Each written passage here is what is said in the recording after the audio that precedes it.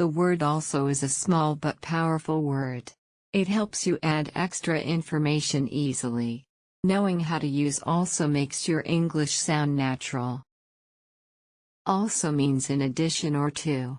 You use it to add another idea or fact that is similar or related.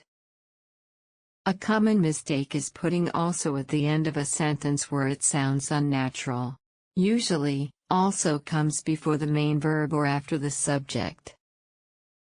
Common patterns are also plus verb, subject plus also plus verb, and verb plus also plus object.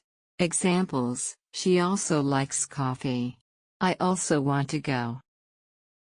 He speaks English and also speaks Spanish.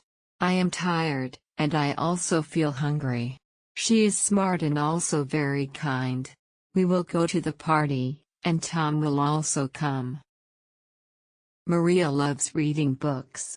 She reads novels, and she also reads magazines.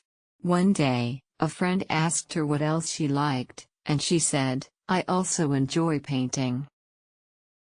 Think of also as adding all plus so much more.